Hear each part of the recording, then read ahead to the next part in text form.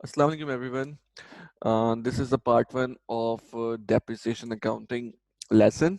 I'm Mohammad Asadullah, PhD Business Management Scholar and CA part qualified. Let's start the lesson of depreciation. Depreciation actually hoti kya hai? Depreciation, in a simple word, is a measure of the wearing out, consumption, or other loss of value for depreciable asset arising from use, evolution of time, or obsolescence through technology and market changes. अगर आप कोई भी asset purchase करते हैं, अगर आप उसको use करते हैं, लेट सपोज आपने कोई व्हीकल परचेज की, कोई कार परचेज की आपने 10 लाख रुपए की और 2 साल उसको यूज करते रहे, फिर जब आप उसको बेचने जाएंगे तो ज़ाहिर है वो 10 लाख रुपए की नहीं बिकेगी क्योंकि वो ओल्ड हो चुकी होगी।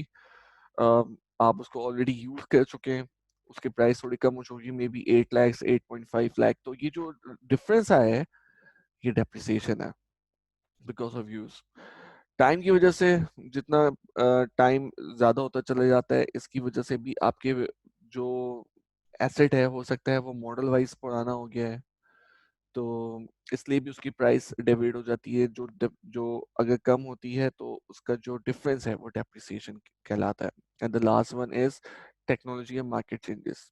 आपके पास कोई एक ऐसा एसेट है जिसके मॉडल से एडवांस मॉडल अब मार्केट में आ गया, तो आपका मॉडल अब एक तरह से ऑब्सोलीट हो चुका है, या तो लोग प्रेफर नहीं कर रहे, लोग न्यू मॉडल प्रेफर कर रहे हैं, तो आपके एसेट की प्राइस कम हो जाएगी। वो जो एसेट की प्राइस कम होगी वो भी डेप्रिसिएशन ही कहलाएगी। तो डेप्रिसिएशन एक्चुअली तीन वजह से है: टाइम की वजह से, यूजेज की वजह से, या फिर टेक्नोलॉजी की वजह से, जिसकी वजह से और मार्केट चेंजेस भी आ जाती हैं। इसकी कैरेक्टरिस्टिक्स यही है कि एक्चुअली इसकी वैल्यू डिक्रीज होती है आपके एसेट की due to depreciation. And depreciation word is use for the decrease in the value of tangible fix assets, not intangible fix asset. यहाँ सिर्फ टेंजिबल फिक्स एसेट्स की बात हो रही है। Value decreases gradually due to charge of depreciation. ठीक है, तो जो वैल्यू कम हो रही है वो डेप्रिसिएशन की वजह से हो रही है, किसी और वजह से कम नहीं हो रही है। तो इन नटशेल अगर हम देखें सिविल स्लाइड को, तो उसमें उन्होंने बता दिया कि डेप्रिसिएशन एक्चुअली आपकी कंजम्पशन या loss of value of depreciable asset है, जो कि यूजर्स की वजह से होती है, टाइम की वजह से होती है, या तो टेक्नोलॉजी मार्केट चेंज की वजह से होती है। और कैरेक्टरिस्टिक्स में कि डेप्रिसिएशन होती ही होने का मतलब है कि आपकी वैल्यू ऑफ एसेट कम हो रही है। और किसकी कम हो रही है? Tangible fix assets like machinery, plant, vehicle, not intangible, goodwill and all that. और जो डिक्रीज हो रही है वो ग्रेजुअली हो रही है due to charge of depreciation. Now depreciation की कॉजेज हम पहले भी देख चुके हैं, एक दफा फिर से देख लेते हैं। अगर आप उसको कांस्टेंट यूज कर रहे हैं तो जाहिर है उसकी वैल्यू कम होती चली जाएगी एसेट की। टाइम की वजह से भी, जैसे पहले बता चुका हूँ, by expiry of legal rights. अगर लेट सपोज आपकी कोई कार है वो छिन जाती है, तो जिस जो आपकी कार चोरी करके लेके जाता है और जब वो कहीं और जाके बेचता है तो उसके पास लीगल राइट्स नहीं होते उसके। सही है, क्योंकि वो आपके नाम होती है, अगर वो किसी को बेचता है भी तो कम में बेचेगा, ये भी एक डेप्रिसिएशन ही इसमें काउंट होगी। इसके अलावा बहुत से एसेट्स ऐसे होते हैं जिसमें आपके लीगल राइट्स का एक टेन्योर गिवन होता है कि इतने अरसे के लिए आपके पास है, फिर आप उसको सेल कर सकते हैं। तो जैसी एक्सपायरी होगी तो उसकी वैल्यू कम हो जाएगी। अगर एसेट एक्सीडेंट हो जाता है, अगेन मैं व्हीकल का इसमें लूंगा क्योंकि एक्सीडेंट ज्यादा तो व्हीकल्स के होते हैं, तो आप में से जो लोग कार सेल और परचेज करते होंगे, आइडिया होगा, पता होगा, जो एक्सीडेंट कार्स हैं उनकी प्राइस थोड़ी कम होती है। Human mistake, obsolescence, fall in prices. Fall in price भी हो सकता है, आपने जो मॉडल अभी लिया है किसी भी एसेट का, हो सकता है कि वो उसकी इतनी डिमांड ना हो मार्केट में, कुछ ऐसे में उसकी प्राइस कम हो जाए, तो वो भी डेप्रिसिएशन में काउंट हो जाती है। ऑब्सोलेंस और ह्यूमन मिस्टेक, टेक्नोलॉजी की वजह से या ह्यूमन मिस्टेक, आपने कोई भी मिस्टेक ऐसी होगी जिसकी वजह से एसेट की वैल्यू कम हो जाए, एसेट को आपने इंजरी पहुंचाई जिसकी वजह से एसेट की वैल्यू कम हो गई, तो these all are the cases of depreciation. And depletion is something different. Depletion is used for the mineral resources. Like अगर आपको कोई मिनरल रिसोर्सेज आप एक्सप्लोर करते हैं, लेट सपोज आपके पास कोल कोल के रिसोर्सेज आपने फाइंड आउट किया, उसमें पता चला कि इसमें thousands 4,000 matric ton coal available है और आपने उसमें से 200 एक्सट्रैक्ट कर लिया है, तो ये जो 200 आप एक्सट्रैक्ट कर चुके हो, उसमें से निकाल चुके हो कोल, तो इट इज कॉल्ड, तो बाकी जो बचा वो 3,800 मेट्रिक टन बचा। तो ये जो 200 आपने निकाल लिया, इसकी वजह से 4,000 मेट्रिक टन की कैपेसिटी कम होकर 3,800 मेट्रिक टन रह गई है। This is called the depletion. तो डेप्रिसिएशन एक्चुअली इसके दो सेंस होते हैं, एक तो इकोनॉमिकली होती है और एक अकाउंटिंग डेप्रिसिएशन होती है। इकोनॉमिकल तो आपको फिजिकली या फंक्शनल वाइज पता चल जाता है। एक न्यू व्हीकल परचेज करते हैं या न्यू मशीनरी परचेज करते हैं या अगर न्यू प्लांट परचेज करते हैं तो उसकी एफिशिएंसी डिफरेंट होती है। जब वो स्टार्ट करते हैं आप तो उसकी आवाज़ डिफरेंट होती है, उसका लुक डिफरेंट होता है, उसकी बॉडी डिफरेंट होती है। लेकिन वक्त के साथ साथ जब आप उसको यूज करते रहते हैं तो उसकी बॉडी भी थोड़ी खराब होना शुरू हो जाती है, उसके इंजन से भी आवाज आना शुरू हो जाती है। अगर व्हीकल है तो उसकी राइड में भी इतनी स्मूथ नहीं होती। But accounting depreciation book depreciation होती है या टैक्स डेप्रिसिएशन होती है। तो हम जो करेंगे वो अकाउंटिंग डेप्रिसिएशन करेंगे, जो कि अपनी अकाउंटिंग बुक्स में करेंगे। ओके। अकाउंटिंग डेप्रिसिएशन स्टार्ट करने से पहले हमें पता होना चाहिए कि हमारे पास एक्चुअली डेप्रिशिएबल कॉस्ट क्या होती है। एक तो आपकी इनिशियल कॉस्ट होती है जितने में आप परचेज करते हैं। लेट्स सपोज आप परचेज करते हैं रुपीज 5 लाख रुपीज की कोई कोई इक्विपमेंट आपने परचेज करा। वो इक्विपमेंट की एक सैल्वेज वैल्यू होती है जिसको रेसिजुअल वैल्यू भी बोलते हैं।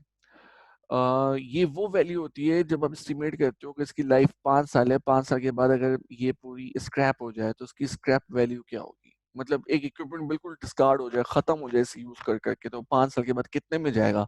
लेट सपोज वो 40,000 में जाएगा। तो 5 लाख का एसेट में से 40,000 माइनस कर देते हैं तो आपके पास जो अमाउंट बचती है वो बचती है 4,60,000 की। It is your depreciable cost. ठीक है, तो ये कॉस्ट आपकी डेप्रिशिएबल होती है और इसी डेप्रिशिएबल कॉस्ट में से आप पीरियोडिकली डेप्रिसिएशन एक्सपेंस माइनस करते हैं। ठीक है, तो ये हम और आगे स्लाइड्स में देखेंगे। तो यहाँ पे डेप्रिशिएबल अमाउंट और कॉस्ट सबसे पहले मैंने बता दिया कि इनिशियल कॉस्ट में से रिसेल वैल्यू माइनस करेंगे तो डेप्रिशिएबल अमाउंट आ जाएगी और ये वो अमाउंट है जिसमें से हर साल डेप्रिसिएशन माइनस होती रहेगी। ओके, हम नेक्स्ट स्लाइड में आते हैं। मेथड्स ऑफ डेप्रिसिएशन आपके पास 4 मेथड्स हैं। First one is a straight line, then declining balance method, sum of varieties method and units of production method. ये जो डिक्लाइनिंग बैलेंस मेथड है इसी को रिड्यूसिंग बैलेंस मेथड भी बोलते हैं और इसी को डिमिनिशिंग बैलेंस मेथड भी बोलते हैं। तो 3 मेथड्स के एक ही नाम है, डिक्लाइनिंग बैलेंस मेथड। तो हम स्टार्ट करते हैं अपने स्ट्रेट लाइन मेथड से। अच्छा, इसमें एक और बात है कि जो डिक्लाइनिंग बैलेंस मेथड और सम ऑफ डिजिट्स मेथड है ये आपके एक्सेलरेटेड डेप्रिसिएशन मेथड्स भी होते हैं। ये क्यों होते हैं, जब हम यहाँ तक आएंगे तो मैं आपको इसके बारे में बताऊंगा। ओके, स्ट्रेट लाइन मेथड्स में same amount of depreciation each year आपकी माइनस होती है। ठीक है, तो फिक्स एसेट जो है आपका वो सेम अमाउंट से डेप्रिशिएट हो रहा होता है and rate is reciprocal of estimated service life. It charges an expense and equal fraction of net cost of asset each year. Same वही बात है जो मैंने भी आपको बताई है। स्ट्रेट लाइन मेथड का जो फॉर्मूला है वो है कॉस्ट माइनस एस्टिमेटेड रेसिजुअल वैल्यू। उसमें से आप डिवाइड कर देंगे एस्टिमेटेड यूजफुल लाइफ तो आपके पास आ जाएगी एनुअल डेप्रिसिएशन। कॉस्ट जितने में आपने परचेज करा है, जो कॉस्ट है आपकी, या कॉस्ट जब हम आगे जाएंगे तो उसमें कॉस्ट ड्राइव भी होती है। फिलहाल अभी हम इसको अज्यूम कर रहे हैं कि हमने जितने में जो हमारी बिल प्राइस है वो हमारी कॉस्ट है। ठीक है, लेकिन इसमें कैपिटल एक्सपेंडिचर्स भी ऐड होते हैं। वो कैसे ऐड होते हैं हम आगे जाके देखेंगे। इसमें से आप माइनस करेंगे एस्टिमेटेड यूज रेसिडुअल वैल्यू या स्क्रैप वैल्यू या आपकी सेल्वेज वैल्यू। तीनों एक ही नाम है, जो भी गिवन हो गया माइनस करेंगे, एस्टिमेटेड लाइफ माइनस करेंगे कि इसकी कितनी लाइफ है। लेट सपोज आपने 24,000 में कोई एसेट परचेज करा जिसकी एस्टिमेटेड लाइफ है 5 साल की और रेसिजुअल वैल्यू कितनी है 2,000 रुपीज। तो सिंपल आप फॉर्मूला पुट कर देंगे। कॉस्ट कितनी थी आपकी 24,000 रुपीज, उसमें से माइनस कर देंगे रेसिजुअल वैल्यू 2,000 और डिवाइड कर देंगे एस्टिमेटेड लाइफ से 5 years। तो आपके पास एनुअल डेप्रिसिएशन कितना आ गया 4,400। तो ये इस साल का आपका डेप्रिसिएशन हो गया। सिंपल एज दैट, एक सिंपल फॉर्मूला जिसमें आपने तमाम वैल्यूज पुट कर दी। तो जब हम यहाँ पे एक चार्ट बनाएंगे हमें 5 साल का चार्ट बनाना था। तो 5 साल के चार्ट में आपके पास जीरो फर्स्ट ईयर तो आपके पास बुक वैल्यू जो है 24,000 है। बुक वैल्यू होती है, बुक वैल्यू उस वैल्यू को बोलते हैं जो कि कॉस्ट में से एक्यूमुलेटेड डेप्रिसिएशन माइनस करते हैं। ठीक है, एक तो आपके पास वैल्यू होगी डेप्रिसिएशन की और एक वैल्यू होगी एक्यूमुलेटेड डेप्रिसिएशन की। एक्यूमुलेटेड डेप्रिसिएशन होता है कि आप अब तक कितना डेप्रिसिएशन उसमें कैलकुलेट कर चुके हो। फर्स्ट ईयर आपका डेप्रिसिएशन 44 था, 100 है, ये आपका 5 साल सेम रहा, ये आपका डेप्रिसिएशन। ठीक है, जब ये 5 साल डेप्रिसिएशन सेम रहा तो 24,000 में से फर्स्ट ईयर आपने डेप्रिसिएशन माइनस की तो आपकी बुक वैल्यू आ गई 19,600। सेकेंड ईयर फिर आपकी डेप्रिसिएशन 4400 है, आपने इसको माइनस करा तो आपके पास डेप्रिसिएशन बुक वैल्यू आ जाएगी 15,200। थर्ड ईयर फिर आपके पास 4400 है, आप माइनस करेंगे 15,200 से तो 10,200 आपके पास वैल्यू आ जाएगी। और फिर 4,400 फिर माइनस करा 6,400 और लास्ट में जब आप माइनस करेंगे तो आपके पास वैल्यू बच रही है 2,000 रुपीज की। ये जो 2,000 वैल्यू बच रही है actually this is the scrap value जो कि आपको ऊपर गिवन है 2,000। ये जो 2,000 रुपीज है ये डेप्रिशिएबल नहीं होती। क्यों? क्योंकि मैंने शुरू में बता दिया कि एक डेप्रिशिएबल कॉस्ट है जिसपे डेप्रिसिएशन लगेगी। बाकी जो स्क्रैप वैल्यू है इसका मतलब है कि इस वक्त आपका एसेट अब किसी काम का नहीं रहेगा, अब आप डिस्कार्ड कर दोगे, उसको सोल्ड कर दोगे स्क्रैप वैल्यू पे। तो स्क्रैप वैल्यू कितनी है? 2,000 रुपीज। तो लास्ट में जब डेप्रिसिएशन कंप्लीट होगी तो 2,000 या स्क्रैप वैल्यू आपके पास जो है वो बचेगी। So this is all about the straight line method. Again इसमें एक एग्जाम्पल है, दिखाया है कि अगर 1 मिलियन का डॉलर्स की एक एसेट है, उसमें 1 लाख रुपीज आपके पास सेल्वेज वैल्यू है और हर साल डेप्रिसिएशन 1,80,000 हो रहा है, तो लास्ट में आपके पास जो वैल्यू बचेगी वो स्क्रैप वैल्यू होगी जो कि सेल्वेज वैल्यू होगी।